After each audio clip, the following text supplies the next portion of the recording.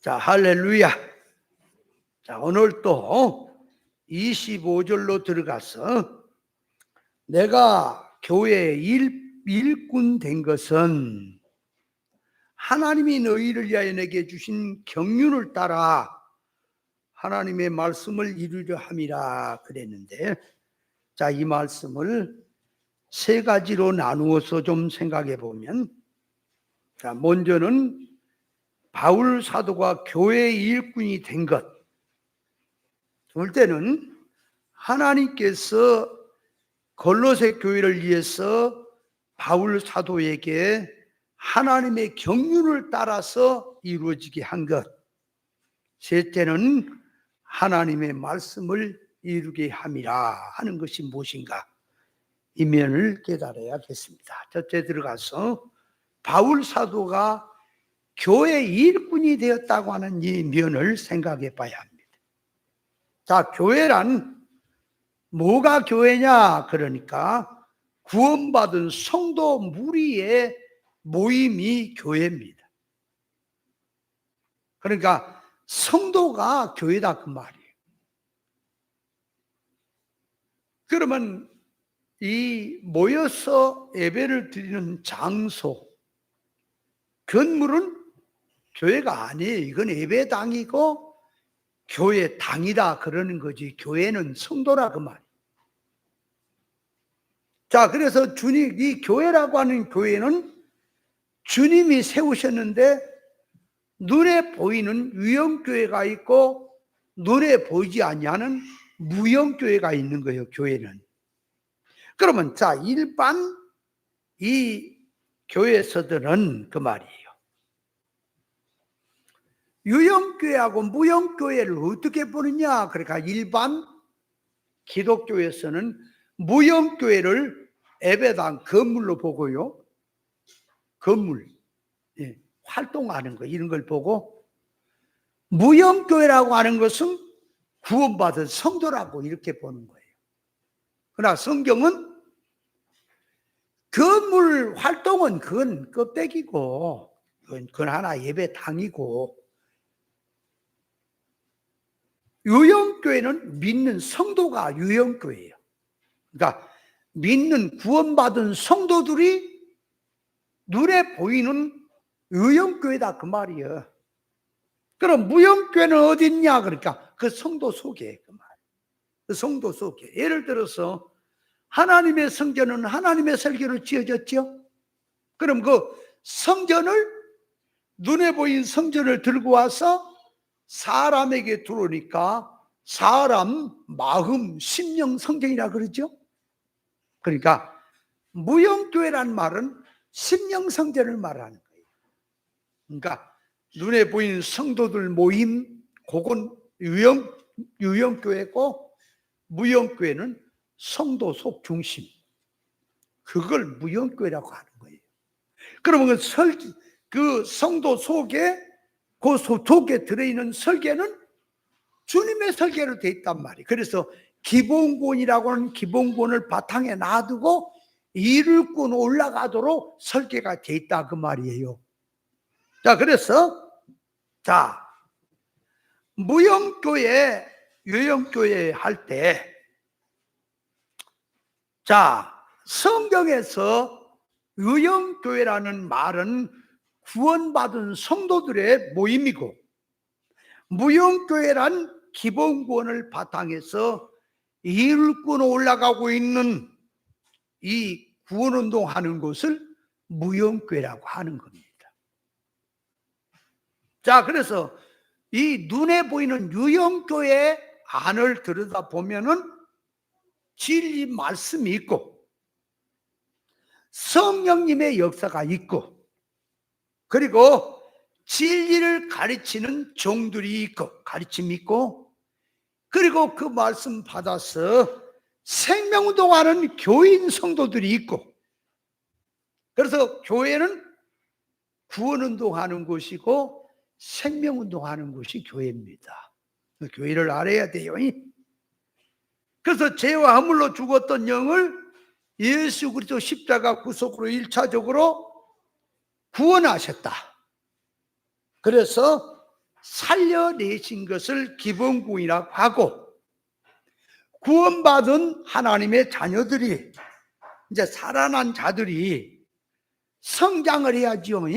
그러니까 성장을 위해서 일구원, 성장구원 차원에서 진리와 성령으로 하나님의 온전하신가 온전한 사람 되기 위해서 하나님께서 교회 안에, 성도 안에 진리와 성령을 주시고, 크고 작은 사건, 환경, 존재를 전부 천사까지, 영물들까지 동원해서 역사를 하시는 것은 영능의 실력 배양하라고 그렇게 역사를 하시는 겁니다.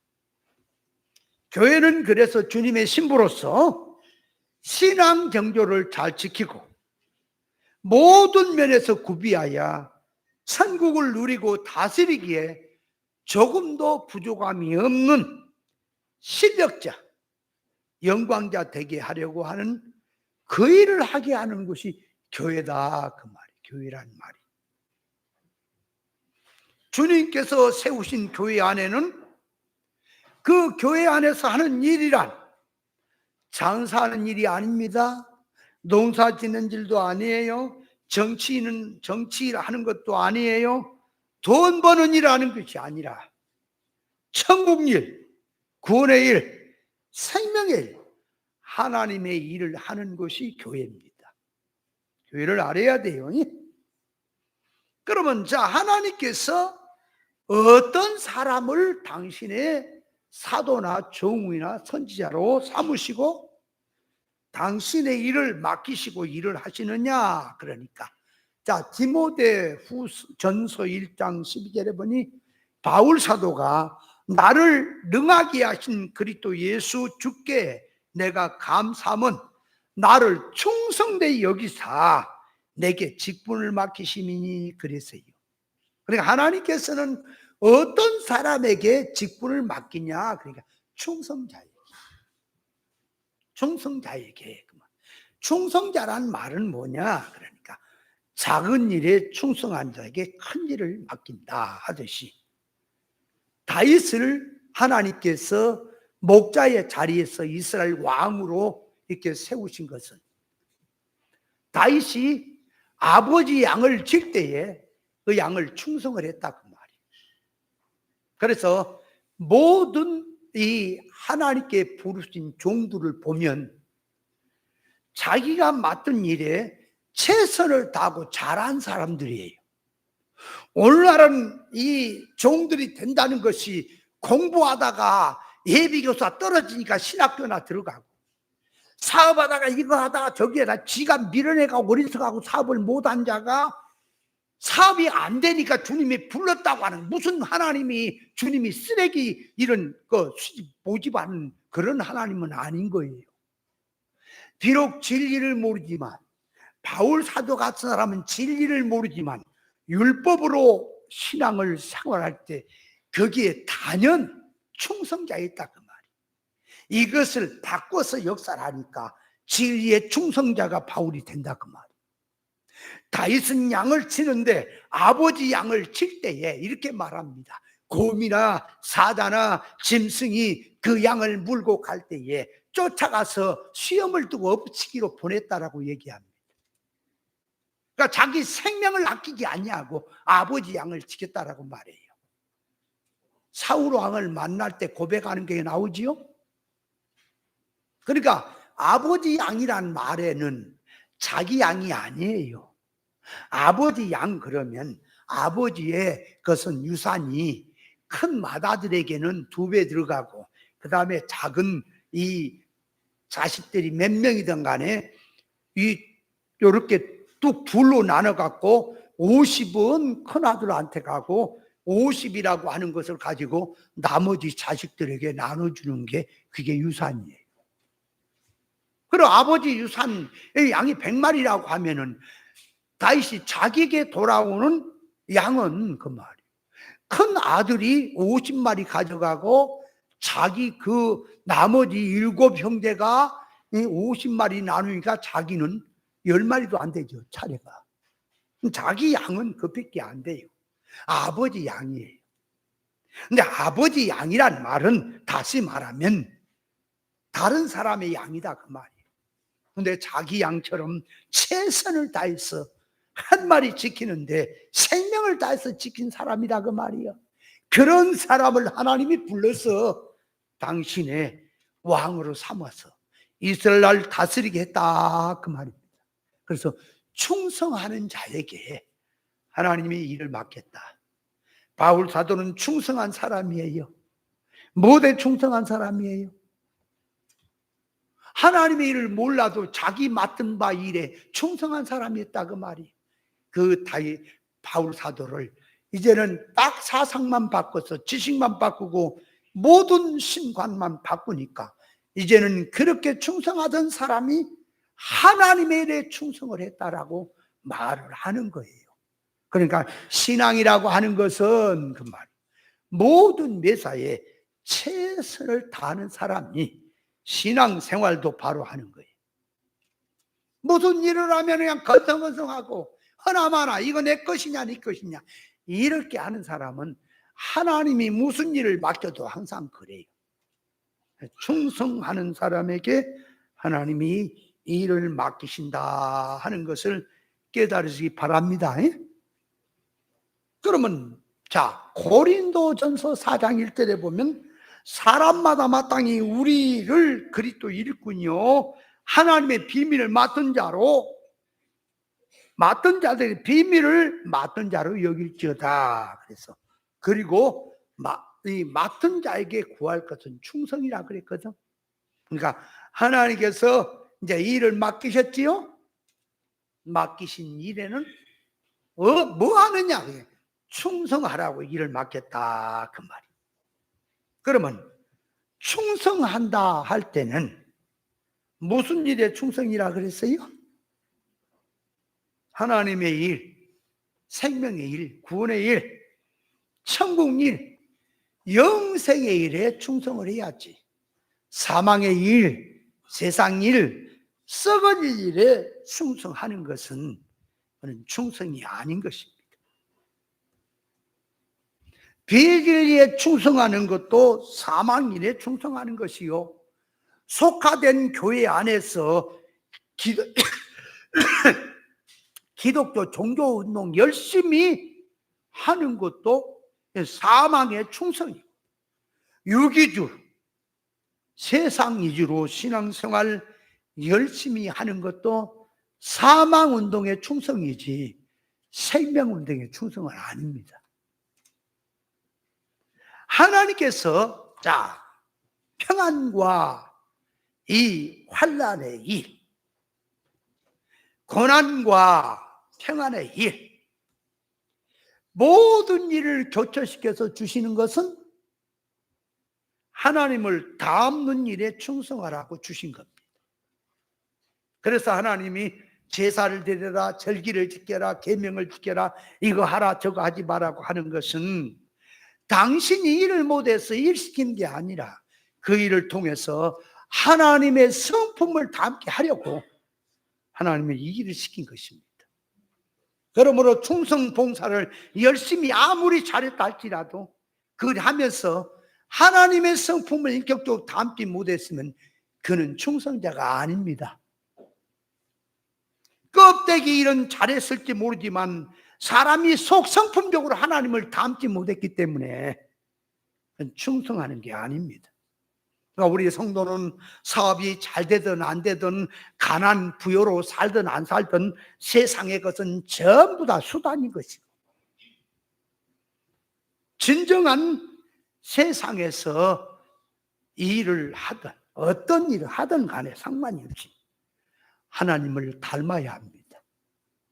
그러니까 예수 가장 잘 믿는 사람이 누구냐 할게 하나님의 의사 결합으로 닮는 사람이에요.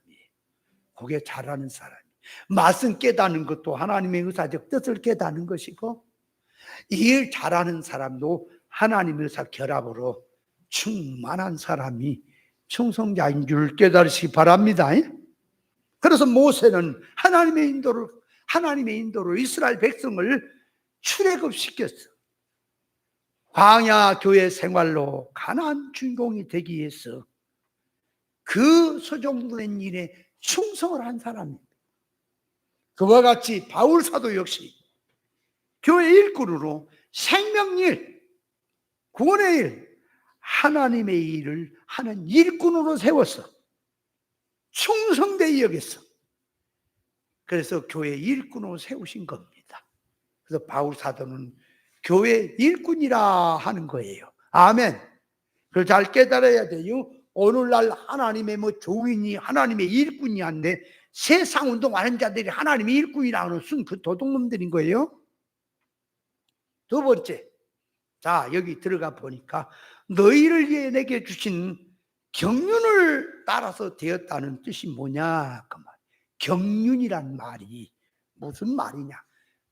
제가 여기서 말하건대요, 거의 기독교 안에서 경륜이 뭔지를 몰라요. 영적이 아니면, 이거는 실상의 그 계시가 아니면 절대 죽었다 깨어나도 천하가 다 달라들어 비슷한 얘기는 할지 몰라, 껍데기는 할지 몰라도 경륜이 무슨 말인지 모릅니다. 오늘 우리는 경륜을 깨달아야 합니다. 경륜이란 헬라어의 단어에는 섭리, 관리자, 청직이란 단어입니다. 그러니까 헬라어의 그 말이 경륜할 때는 섭리란 말이요, 관리란 말이요, 청직이란 말의 단어다 그 말이에요. 그래서 경륜이란 하나님의 주권 섭리란 뜻입니다. 에베소 1장 9절에 그의 뜻의 비밀을 우리에게 알리셨으니 곧 그 기쁘심을 따라 그리스도 안에서 때가 참 경륜을 위하여 예언한 것이니, 여기 경륜을 위해서 예언한 것이니 하늘에 있는 것이나 땅에 있는 것이 다 그리스도 안에 통일되게 하려 하심이라 그랬습니다. 그런가 하면 에베소 3장 9절에 보니까 영원부터 만물을 창조하신 하나님의 속에 감추었던 비밀의 경륜이 어떠한 것을 드러내려 하심이라. 이는 이제 교회로 말미암아 하늘에서 정사와 권세들에게 하나님의 각종 지혜를 알게 하려 하심이니 곧 영원부터 우리 주 예수 그리스도 안에 애정한 뜻대로 하신 것이라, 그렇게 말합니다. 그러니까 하나님 속에 감추었던 비밀의 경륜이 어떤 것이냐. 자, 이 말씀을 조금 이제 해석을 해보면, 영원전 그리스도 안에서 하나님이 천국 누림을 누리고 있었습니다. 그 누리는 천국이 너무 좋았어. 이 좋은 천국을 누구와 같이 누릴까? 그래서 하나님 닮은 인생이 거기에서 하나님이 선택하게 되고, 자, 거기에 예정, 계획, 설계, 창조가 나오고, 그리고 섭리 주관이 나옵니다. 그러니까 당신의 형상 닮은 인생을 선택해서 창조해서 천국을 누리게 하겠다 하는 것이 하나님의 비밀의 경륜입니다. 그러니까 구원이 되게 하려니까 그 말이, 하나님이 천국은 공의의 나라라 그랬지요. 그래서 하나님이 일방적으로 너는 가 누려라, 너는 누리지 마라 그러면 공의가 아니라 그랬지요. 그래서 하나님께서 세상이란 세상을 만들어서 이 세상의 인생을 보내신 거예요.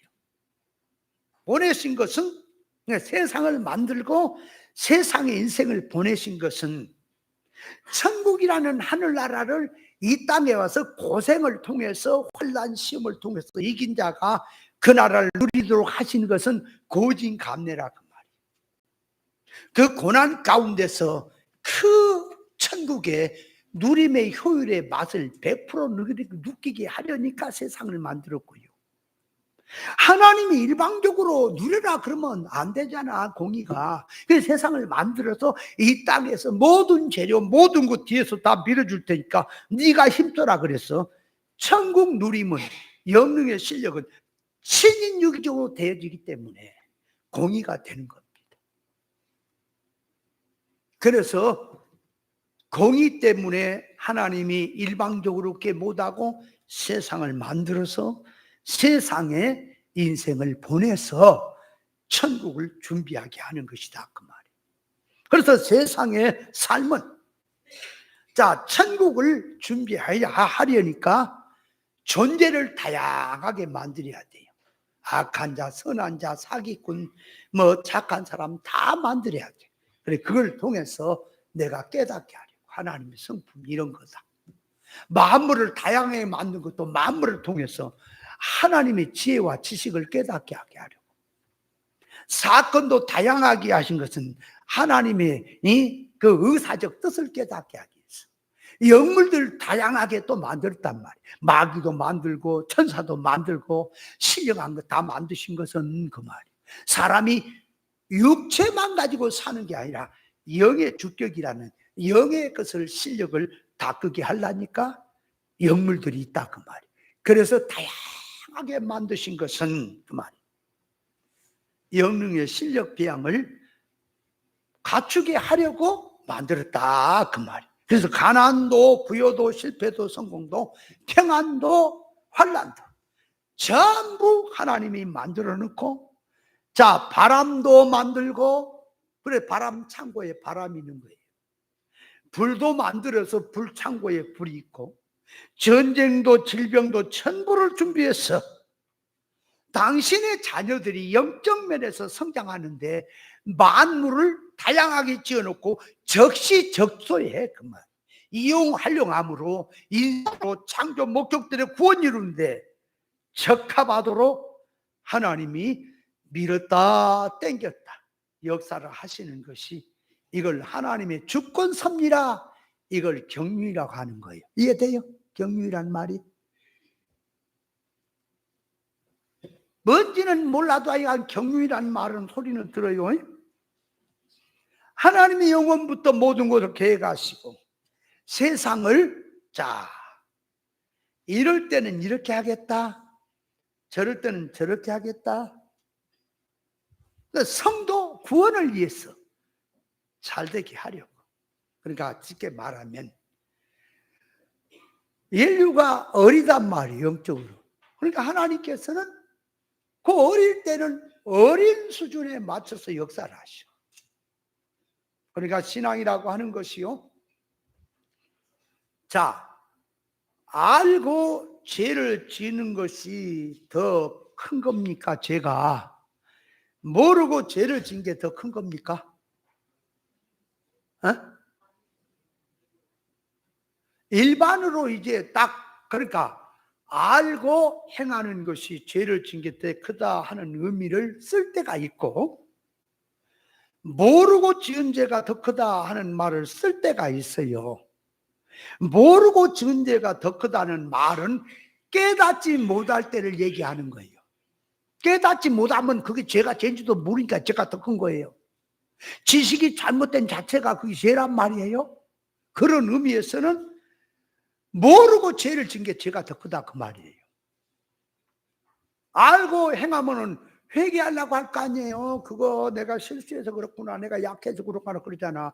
그런데 모르고 하게 되면 아주 그냥 담대하게 한다 그 말이에요. 그래서 모르고 행한 것이 죄가 더 큽니다. 그런데 자, 이제 진리를 깨달아 갑니다. 옳은 걸 깨달아 갑니다. 그러면 이제는 알고 행치 않는 것이 죄가 더 클까요? 모르고 행치 않은 게 죄가 더 클까요? 이제는 알고도 행치 않은 게 죄가 더 큰 거예요. 그래서 이렇게 말합니다. 모르고 행한 자는 적게 맞을 것이요, 알고도 행치 않은 자는 크게 많이 맞을 것이라고 표현을 쓰는 거예요. 이제 그 뜻도 잘 알아야 됩니다. 자, 그러니까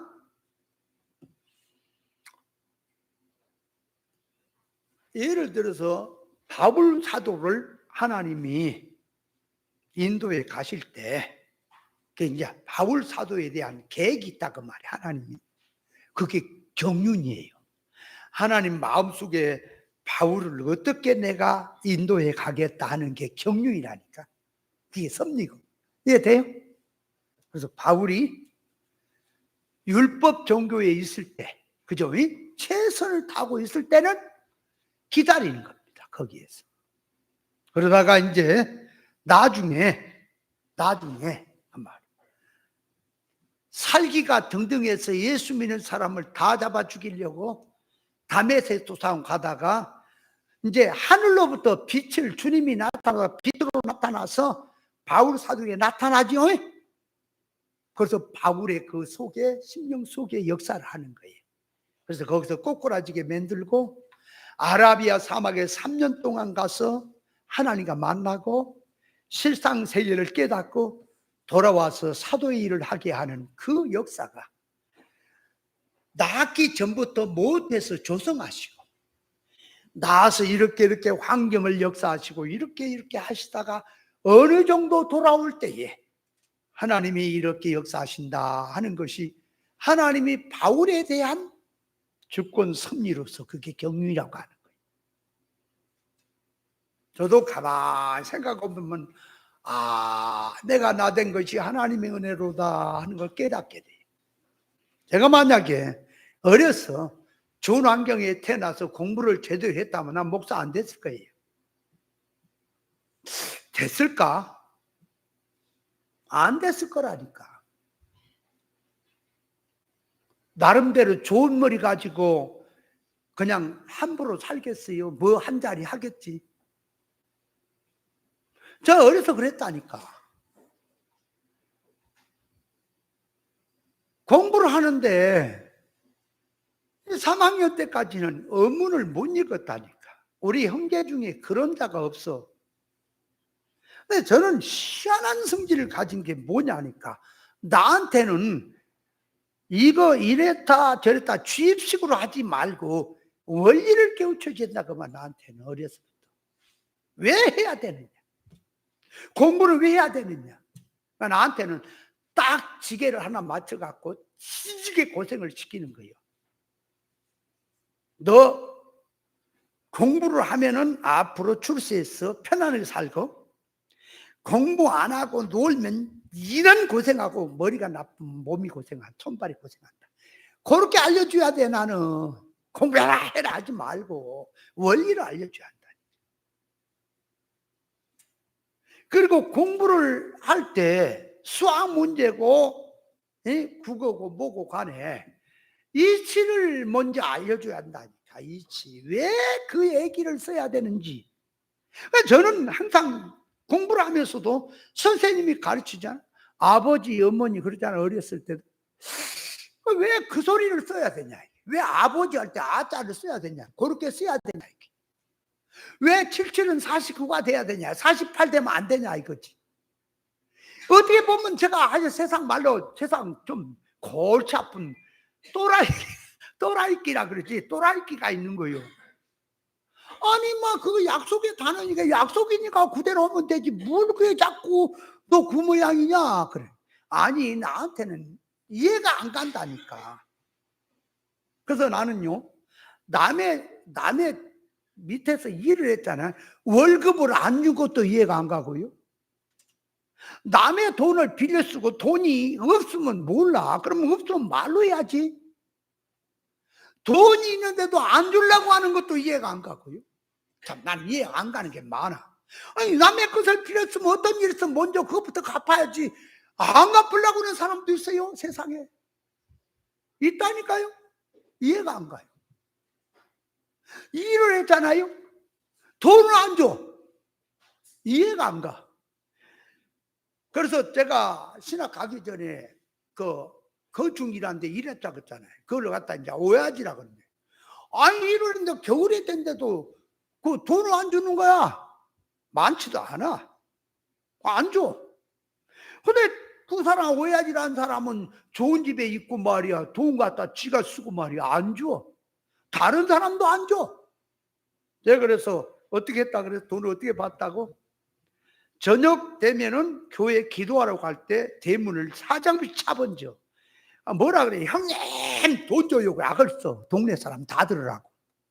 새벽에 새벽 예배 가면 또 한번 차버려.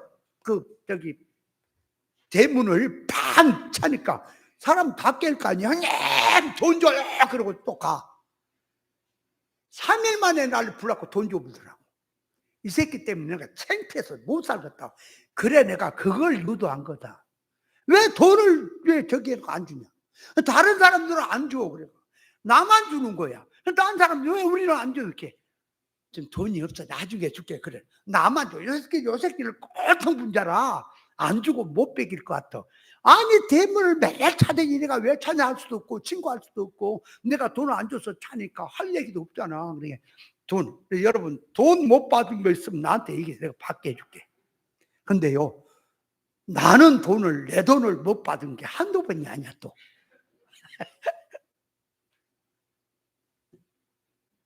그러니까 어렸을 때부터 이렇게 살아온 삶을 보면 공부를 못하게 막으신 이도 하나님이었구나. 그래서 내 안에서 응어리가 올라오게 하네. 공부도 못한 것들이 학교는 다니고 책가방 메고 다니면 혼자 그래. 혼자 누가 뭐라 그랬어. 아이고 자식들아 그것도 머리니? 그것도 공부니? 아이고 저것들. 아마 그 책 그거 3일이면 다 띄기만 한 것. 그것도 읽어놓고 뭔 말인지 모르겠어. 3년 동안 다녀도 아이고 멍충한 것들이 여러 혼자 있다니까. 우리 양수 아버님이 제 큰형님입니다. 어렸을 때 아버지처럼 계셔. 근데 큰형님이 얼마나 머리가 좋은지. 우리 아버지가 참 골통분자야. 이게 골통분자. 자식들이 공부를 안 시켜. 그 많은 돈 갖고 노름이나 하고 말이야. 우리 형님이 서당에 딱 하루 가서 천자문을 다 띄었습니다. 하루에. 그리고 그걸로 평생을 하루만 딱 간 거예요. 몰래 갔다가 그 다음에 안 보낸 거야. 일만 시키고. 근데 그 하루 저녁 가서 천자문을 다 띈 거예요. 그래가 그걸 가지고 평생을 글로 써먹는 거예요. 그러니까 글이 짧아. 그래서 시골에서 사람들이 이렇게 말합니다. 우리 형제들은 쟤들이 배움을 가졌다 하면 세상 다 그냥 점령할 것이라 그랬었어요. 우리 큰형님 머리가 진짜 천재입니다. 내 동생도 천재라고 하는데 어렸을 때는 내 동생은 내 머리를 못 따라왔어요. 그랬었다니까. 근데 이렇게 다 막아버렸어. 공부를 못하도록. 멍충이를 만들어버렸어. 내 마음속에 뭐가 오는지 아세요? 어려서부터 이제 성경을 붙들고 살면서 내 인생은 성경에서 결판을 내겠다. 내 신앙으로 결판을 내겠다. 그래서 머리가 올라와서 오늘까지 온 거예요. 저는 옳은 것이라고 하면 생명을 걸고 가는 데가 있습니다. 그래서 인도에 오는 걸 가만히 보면은 옳은 신앙생활 하겠다고 집에서 쫓겨나서 대전에 와서 신앙생활 비참하게 하다가 또 몸이 아파서 내가 이 폐가 안 좋아져 갖고 피를 각혈을 하고 아주 1년 동안을 고생하다 산에 낮에 시골에 들어가 있으니까 예수 믿다가 객지 나갔다가 병어도 왔다고 얼마나 사람들이 손가락질을 몰라요. 낮에는 집에서 아픈 가슴을 젊었을 때지 한 청년 때지 웅크리고 있다. 밤만 되면 산에 가서 기도합니다. 진짜 나무를 붙들고 기도하는데 제가 기도하는 그 소리를 기도 소리 들으면 안 올 사람이 없습니다. 애간장이 녹는 기도를 했던 거예요. 옛날에. 그래서 하나님 앞에 하나님 죽게 된 이 한 몸 이제부터는 이 생명 주님을 위해서 덤으로 사는 삶으로 알고 건강 주시면 이 생명길 주의 종의 길을 가겠습니다 하고 걸어와서 시작을 한 겁니다. 그래서 저는 이 주의 종에 가는 길이 영광이고 뭐 부흥이고 뭐 부흥사차적 그런 게 아니라 바울 사도를 알고 믿음의 사람의 길이 알기, 성경이 있다 알다 보니까 이 길은 고난이구나, 이 길은 죽음의 길이구나를 알고 가는데, 내가 죽는 한이 있더라도 이 일에 충성하고 가겠다라고 이렇게 지금 무장을 하고 올라온 게 오늘입니다. 그래서 오늘 가만히 보면 바울이 그렇지요. 내가 나된 것은 하나님의 은혜로다 하듯이 하나님의 은혜였구나. 이 진리도요, 맨 처음에 들을 때는 이게 안 들어왔어. 그래서 맨 처음에 진리에 들었다가 한 3년 듣다가 시험에 빠져갖고 그만뒀어요. 진리를 던져버렸다니까. 그래서 한 6, 7년 또 저기 한 목사님한테 비유상징 배운다고 열심히 해서 그걸 마스터 했어요, 죽도록. 그러다 보니까 뭐가 마음에 하전한 거야. 이거 아닌데, 이것만이 다가 아닌데. 그래서 말씀을 또 이제 김석준 목사님 말씀을 그렇게 하다가 그 밑에 있는 제자를 통해서 한 3년 배우다가 깨닫고 나니까 이게 갈급한 거야. 그래서 김석준 목사님이 남기는 테이프가 600개가 있습니다. 그걸 다 2년 반, 3년 안에 다 풀었어요, 제가. 그렇게 죽으라고 공부를 했다니까. 여러분, 테이프 하나 풀어보세요. 글 느리게 쓴 사람 풀어보세요. 하나 푸는데요, 사람 팔딱 뛰어봅니다. 얼마나 힘든지. 책 읽고 연구하고 이게 아니라니까. 성경 연구도요, 이게 그냥 책을 읽는다든지 있는 거 있게 하는 건 쉬워요. 세상에 이 말씀을 접했을 때에 무슨 뜻이냐? 근거도 없어요. 사람 환장, 맨 땅에다 해증하는 것처럼 힘든 거예요. 하나님께 기도하고 열어달라고 하고 그래야 열려지는 거지, 그렇게 쉬운 게 아니더라 그 말이에요. 그러다가 이제 우리 수은 목사님을 통해서 제가 이제 말씀을 깨달으면서 전에 그랬다니까. 성경 역사는 성경 페이지 어디 줄까지를 내가 기억했다니까. 그렇게 읽었어요, 성경을. 성경 한 권, 비유 상징, 어떠한 것을 가지고 성경을 질문 던져도 내가 성경 통달해 버렸다니까. 비유 상징으로 하는데 목사님들이 공부하는데 그 대학 루트에다 빽빽하게 질문 내용을 갖고 와서 어려운 거요. 일반 목사들은 상상도 안 나는 거요. 그걸 해갖고 왔는데 다 물었을 때마다 일사천리로 다 풀어버렸다니까.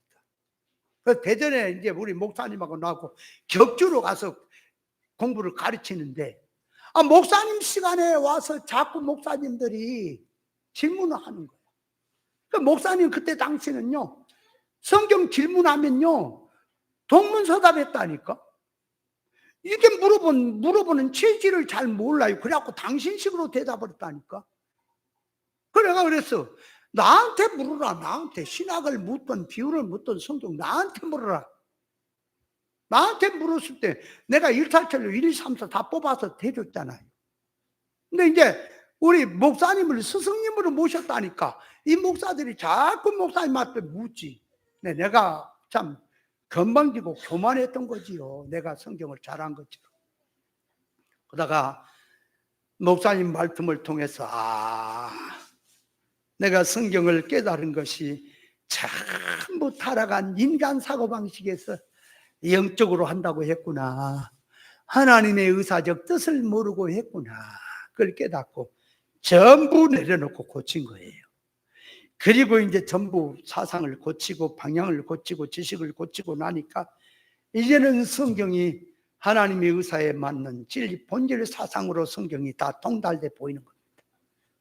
저는 이제 성경이 통달된 사람이에요. 운전도요, 도가 튼다 그러지. 저는요, 운전을 할 때 100을로나 200로나 밤이나 낮이나 똑같습니다. 운전을 하는데 목사님 모시고 한 10년이 넘도록 비교되니까 180, 200, 205, 10까지 나봤어요, 차를, 스타렉스를. 근데 그거 넣으니까 차가 붕 뜨더라고, 이제 공중으로. 참 팍 열린데 한번 뽑아봤어요. 함부로 하면 안 돼요. 그래서 180을 넣었잖아요. 그럼 저 앞에 간 차가 이리 와버려. 금방 와버려. 그러니까 안경을 써야 돼. 그때는. 환하게 좀 먼 거리.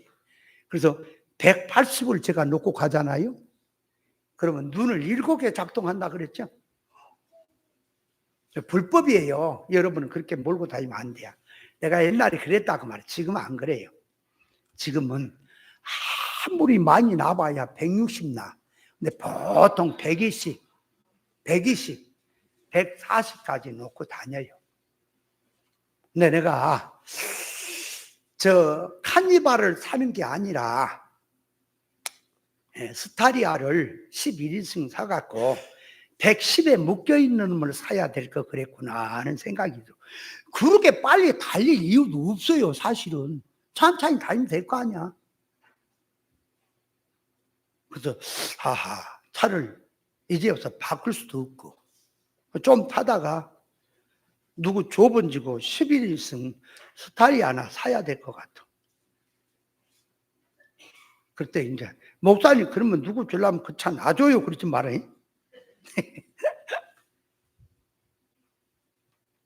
그러니까 뭔 소리 하냐 하니까 지나놓고 보니까 그랬구나 하나님이.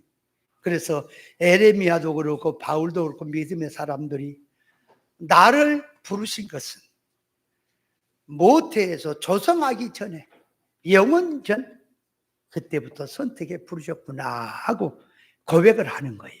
그래서 하나님의 이 경륜이란 비밀이라고, 하나님 마음속에 들어있는 비밀, 그 비밀의 마음이 경륜이라 하는 거예요. 그래서 경륜이란 말은 하나님 당신이 보시고 백성들의 백성들이 말씀을 떠나고 이방을 따라 우상을 섬기고 죄를 짓고 하게 되면 선지자나 종을 끊어버려요, 하나님. 그래서 이방의 포로가 되게 합니다. 그랬다가 고통 속에 또 회개하고 하나님을 찾고 부르짖게 되면은 사사나 선지자나 종 반드시 구원자를 보내서 백성을 구원하는 일을 하는 겁니다. 그러니까 하나님께서 당신이 일방적으로 모든 걸 하시지만 사람이 하는 걸 보고 당신의 마음이 이렇게도 저렇게도 역사를 하신다 그 말이에요. 그래서 아방 때 이스라엘 나라가 이방 나라 우상을 섬기고 하니까 하나님께서 3년 반 동안이나 비를 내려주지 않았어요. 그래서 기근으로 말미암아 사람 많이 죽고 고통을 받았어요. 그래서 때가 되니까 하나님께서 선지자 엘리야를 통하여 비를 내리시고 하는 것이 나오죠. 그래서 적시적소의 필요에 따라서 비도 가뭄도 전쟁도 질병도 보내시고 회개하여 돌이키게 하는 역사를 하시는 것이 하나님의 주권 역사다. 그것이 하나님의 비밀의 경륜이다 하는 말인 거예요. 이해됩니까? 경륜이란 말의 뜻이 이해가 돼요? 그런데 하나님은 반드시 인생 백성들을 구원하실 때는 그 말이에요. 회개하고 하나님을 찾을 때 구원하시고요. 또 구원하실 때는 그냥 구원받아라가 아니라 종, 선지자, 사도 하나님의 일꾼을 세워서 그 지도자를 통해서 구원한다는 것이 하나님의 경륜의 역사입니다. 그래서 이 경륜이란 말이 직분이란 말도 들어가 있는 거예요. 그 자체가. 그래서 쓰는 거예요. 오늘날 어떤 교회들을 보면 예배를 드리는데 지도자가 없는 교회가 있어요. 그래서 교인들이 나와서 자기 깨달은 것을 발표하고 이 성도가 나와서 또 자기 신앙을 발표하면은 또 다른 사람이 질문하고 그건 그게 다가 아닌 것 같아요. 그래 갖고 또 자기가 나와서 발표하고 그렇게 예배를 드리는 교회가 있대요. 어때? 그런 교회 같으면 좋죠. 재밌죠. 그러면 교인들이 물론 그래요. 뭐 교인이고 뭐 목사고 상관없이 깨달은 사람이 있을 수 있겠지. 그러나 일하다가 열심히 일하다가 성경을 언제 연구를 했으며 언제 그거를 낳고 지식이 할례가 되지도 않은 상태에서 성경을 갖고 얘기한다면 세상 얘기밖에 안 나오지요. 이 사람도 세상 얘기, 저 사람도 세상 얘기밖에 안 나오지요. 그래 안 그래요? 그런 사람들이 자기가 무슨 신앙을 알아서 발표한다고 그러고 있을까? 지도자 없는 교회, 등불 꺼진 교회입니다. 지도자가 있어도 땅에 속한 복음 전하는 그 교회는 불이 꺼진 교회입니다.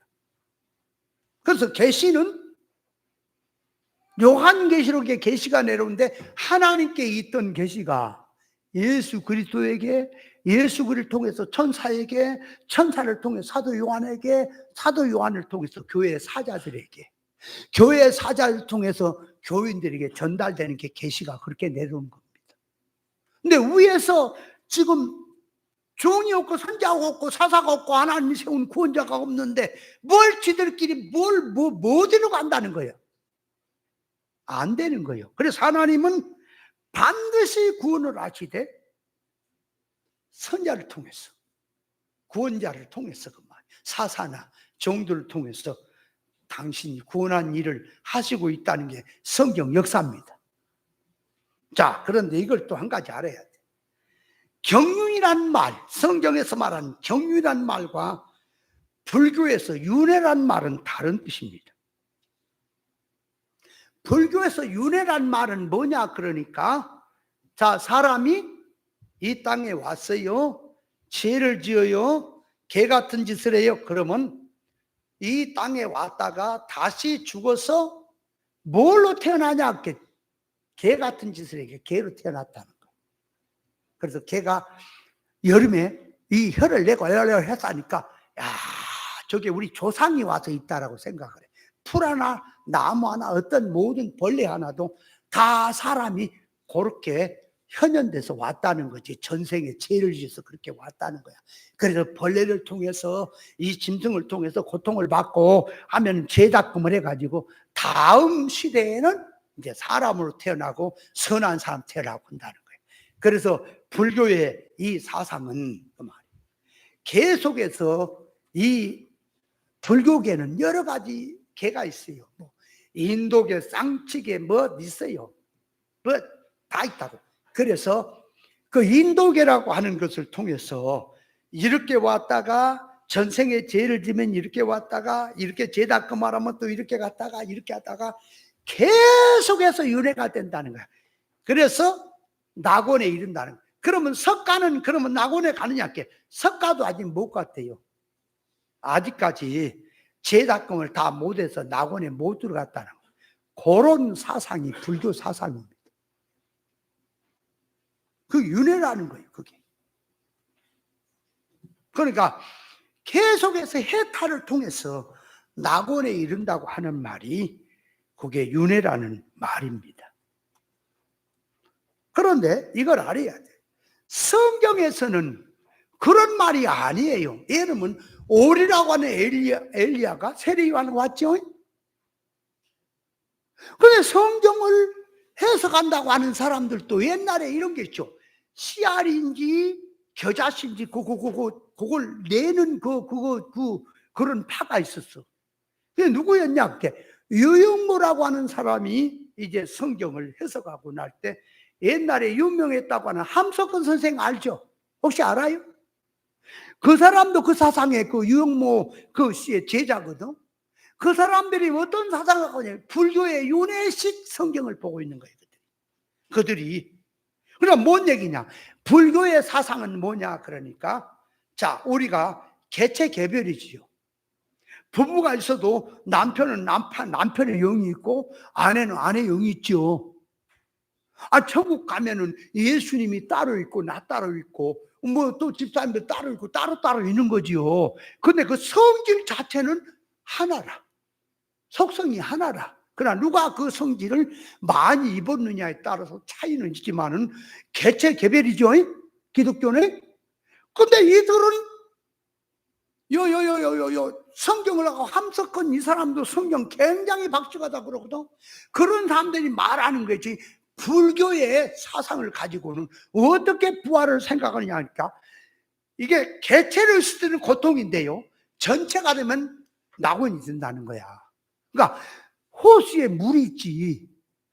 비가 똑똑 떨어지면 개가 한 개당 떨어지지요. 물에 들어가면은 하나가 되지요. 그런 것처럼 낙원은 전체가 되는 거. 세상 인생은 개체가 되는 거. 개체가 전체 되는 것이 낙원이라고 가르치고 그들이 하는 거예요. 그러나 우리 기독교는 개체는 개체예요. 근데 그걸 갖다가 그렇게 해석한다니까요. 그래, 그들이 함석헌 그 사람이 그 자담인가 뭐 나와갖고 뭐라는지, 내가 앞으로 부활하면은, 내가 앞으로 세상 죽으면 아나무사 속에도 들어가 있고 나무 속에도 있고 내가 다 있다는 거예요. 그게 불교 사상이, 불교 풍인 거예요. 그게 성경 해석이 아닙니다. 이해돼요? 그래서 성경에 이 옛날에 변찬이라고 하는 사람이 성경 원리를 썼어요. 상중하러. 제가 읽어봤습니다. 완전히 그는 성경이 아니에요. 그게 자체가 잘못된 것들. 이렇게 말합니다. 그 제자가 있어. 그래서 그거 읽다 보니까 이러더라고. 봐요. 가인과 아벨이 있죠. 왜 가인이 그렇게 잘못됐냐? 그게 씨가 잘못됐다는 거야. 씨가, 종자가. 그래서 그 변찬이라는 사람은 그 가인을, 이 하와가 그때 당시에 많은 존재가 있었는데 나가서 바람을 피웠고 다른 종자를 임신해 왔다는 거지. 다른 사람의 씨를. 그래서 가인이 나왔다라고 얘기를 하는 거예요. 이런 피려먹은 뭐 이런 사상이 있나? 그러니까 그래서 그 제자에게 물었다니까. 그러면 하나 물어보자.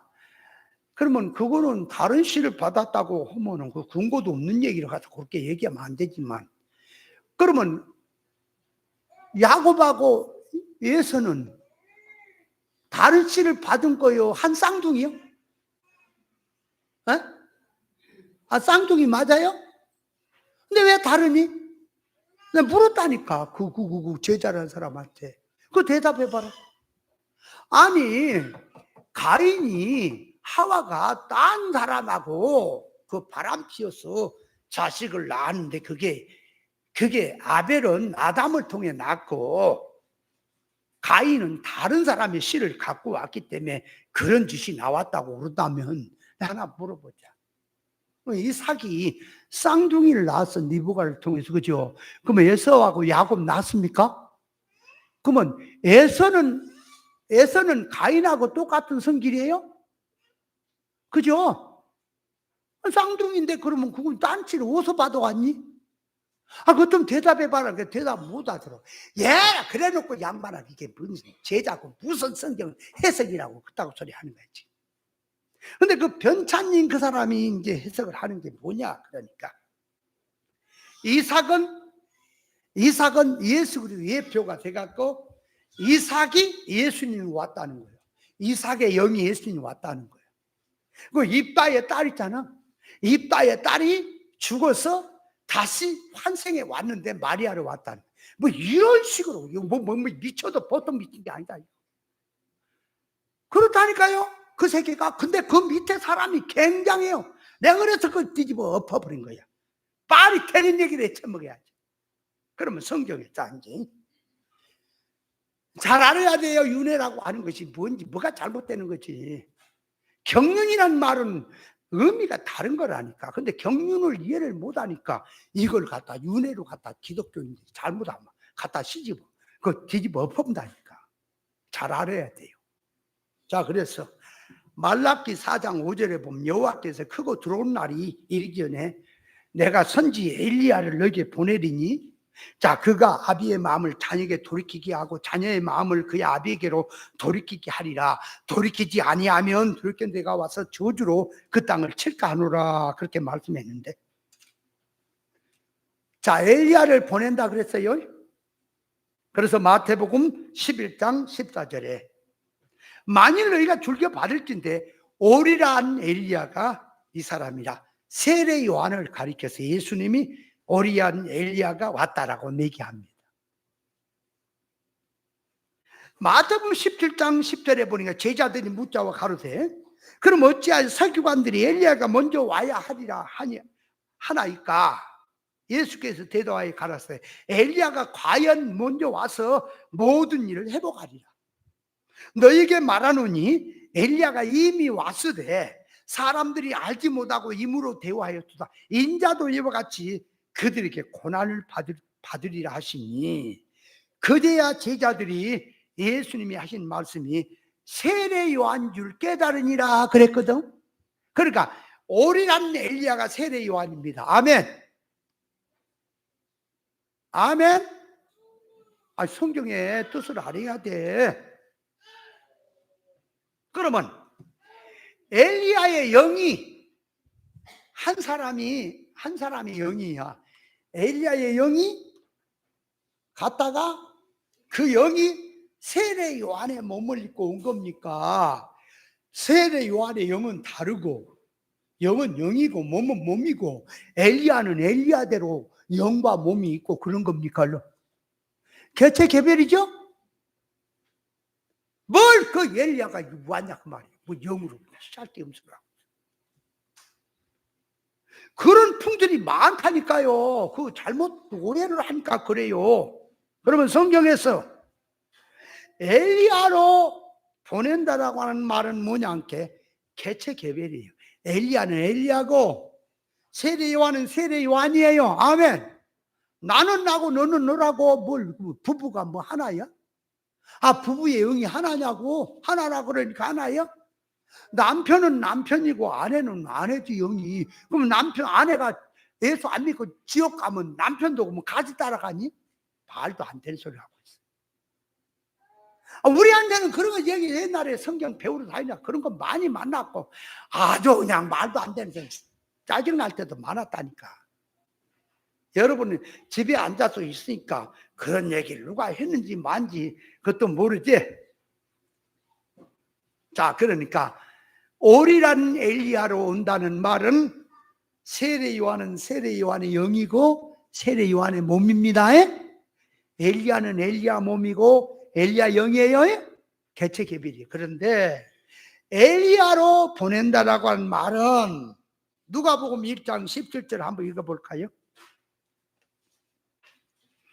자, 아이고 시간이 또 저렇게 가보냐 정말. 누가복음 1장 17절.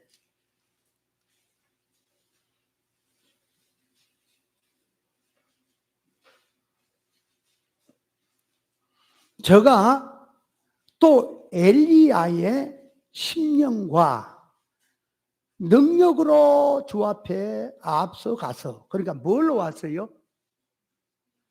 영이 그냥 온 게 아니라 개체 개별이라니까. 뭘로 왔다고? 심령. 엘리야의 정신, 심령, 엘리야의 능력, 그 능력으로 주 앞에 앞서가서 아비의 마음을 자식에게 거스리는 자를 의인의 실기에 돌아오게 하고 주를 위하여 세운 백성을 예비하리라. 그런 의미에서 엘리야로 왔다니까. 뭔 소리 하는 거야 지금. 뭐 엘리야의 영이 왔다고? 띄엄수라고. 자, 그러니까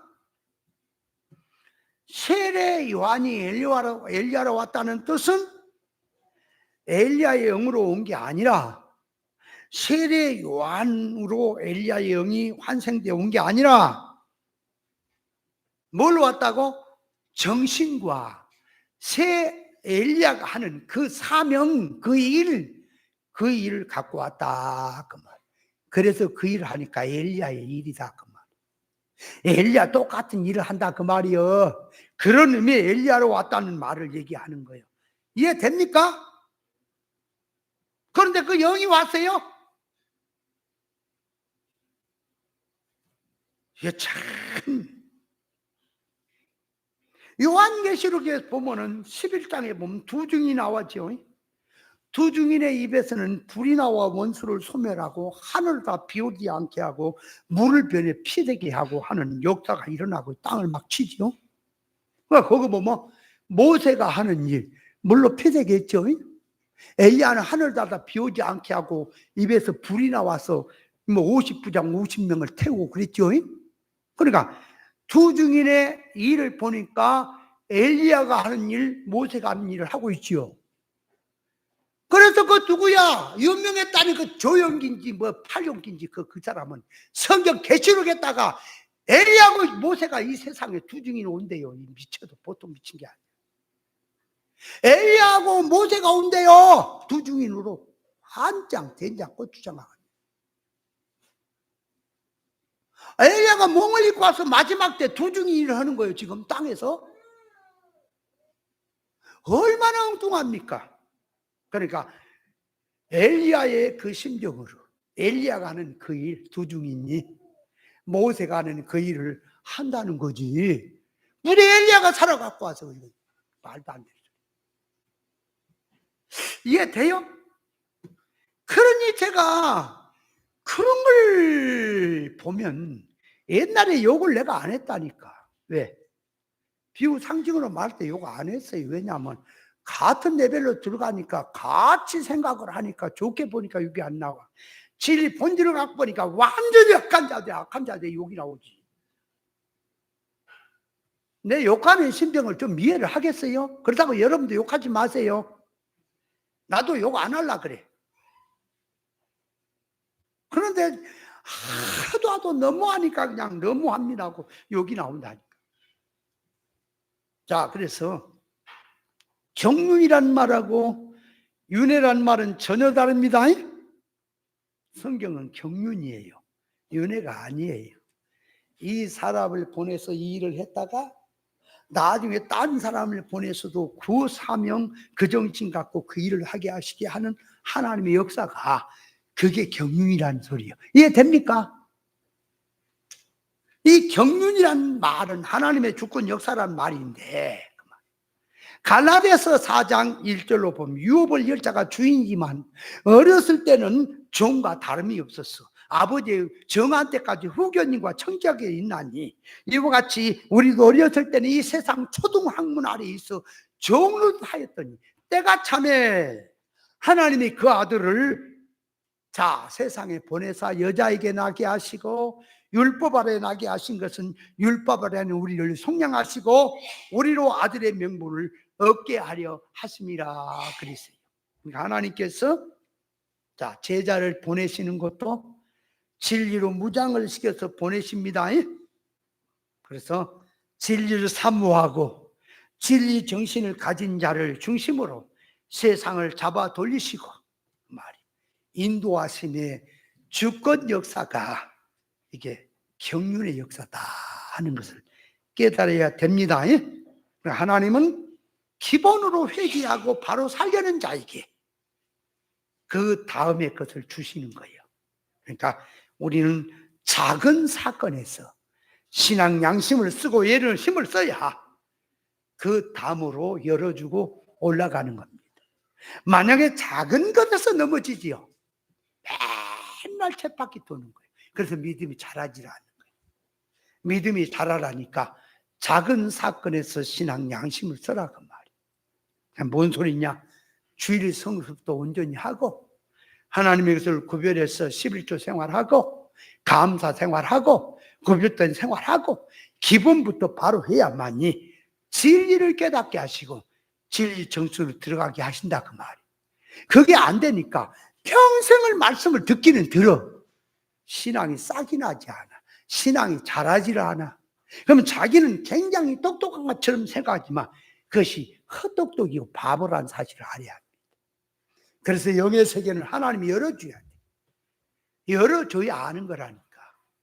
열어주지 않으면 들어도 듣지를 못해.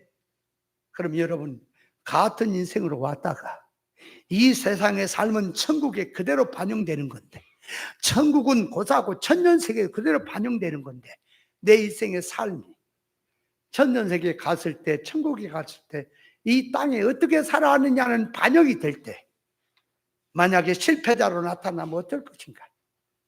영생을 생각해 보세요. 그래서 저는 그런 생각을 많이 합니다. 축구장이나 경기장에나 많은 사람이 왔다 갔다, 차들이 왔다 갔다 밀리는 속에 볼 때 저 인생들이 창조 목적을 안 자가 몇 명이나 있는가? 창조 목적을 안다 할지라도 창조 목적도 준비하는 자가 얼마나 있는가? 찾아봐도 이 시대가 없구나. 없구나. 저 인생을 어떨까? 이 땅에서는 웃고 울고 성공이니 야단 법석되지만 반드시 너는 죽음선 넘어가 실상세계에 갈 텐데 영원히 네 결과가 올 텐데 그 결과를 어떻게 하려고 저렇게 살까? 저 인생 하나님 불쌍함을 어떻게 합니까? 여러분, 저는 세상에 잘 살고 못 사는 걸 얘기하는 게 아닙니다. 영원한 영생을 지금 이 세상의 삶을 통해서 보고 얘기를 하는 겁니다. 우리는 그것을 생각하고 살아야 합니다. 아멘. 하나님의 경륜이란 말은 세상에 사는 삶이 영원한 세계를 놓고 계획을 놓고 이 땅의 삶을 조종하시고 우리를 때에 따라서 시험 당하게도 하셨다가 또 당할 쯤에 피할 길도 주시고 감당하게 하시고 옳은 생명 창조 목적도 갈게 하신 하나님의 역사 주관이 그 섭리가 경륜입니다. 아멘. 경륜 깨달았어요? 그러면 이제 그 다음에 이제 하나님의 말씀을 이루려 하십니다. 그런데 그 말씀은 다음 주에 말씀을 드리겠습니다.